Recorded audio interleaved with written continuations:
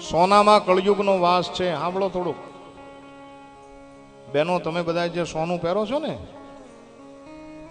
ઘણા ઘણા ભાઈઓ પહેરે છે. મનીષભાઈ આપણું આવ્યું.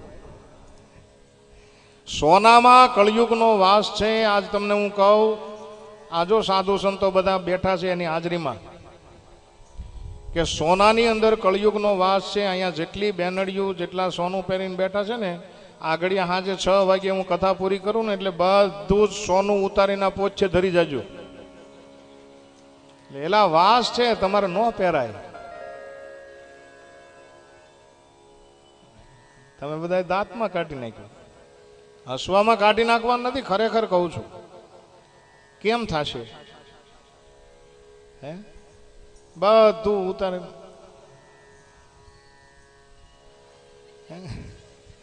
ડીકે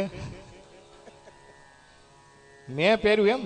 હા, એટલે મને તો આ તમે બધા પહેરાવો ને હું પહેરું, મારી પાસે ક્યાં ફેર છે?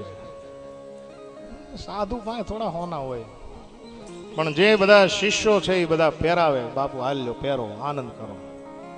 અને મેં તમને કાલ કીધું એમ કે સંપત્તિને જવાના 3 રસ્તા છે: દાન, ભોગ ને નાશ.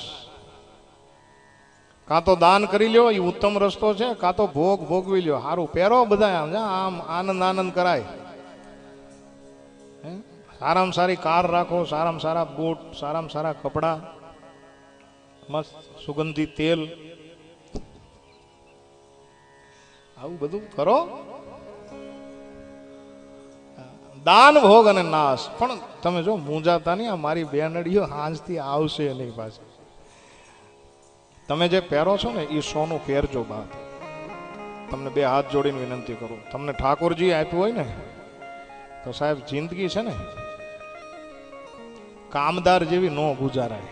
આનંદ કરી લે, મોજ કરી લેવાય. હે ક્યારે ખબર કે આ આપણો ફટાક્યો ફૂટી જાય. તમે મને ખાલી એક વાતનો જવાબ આપો કે એવડો મોટો કોરોનો ગયા હોય, એમાં ઘણા આપણે સ્વજનોને ગુમાવ્યા, એમાં આપણો વારો આવી ગયો હોત તો? આ કથા સાંભળો, જીવી લેવાય છે, આનંદ કરી લેવાય, મોજ કરી લેવાય. અને સોનામાં વાસ પણ કેવું સોનું ખબર? અનિતિથી કમાયેલું હોય, બ્લેક મનીથી કમાયેલું હોય, ડબલ એકના ડબલ કરીને કમાયેલું સોનું હોય. અને એ સોનું પહેરો તો એ તમને સુખ લેવા ન દે, યાદ રાખો.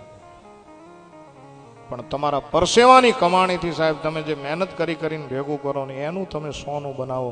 ભલે ની 1.5 લાખ હોય પણ પહેરવું હો, આનંદ કરવો. જવેલર્સે વ્યાજ જાજો.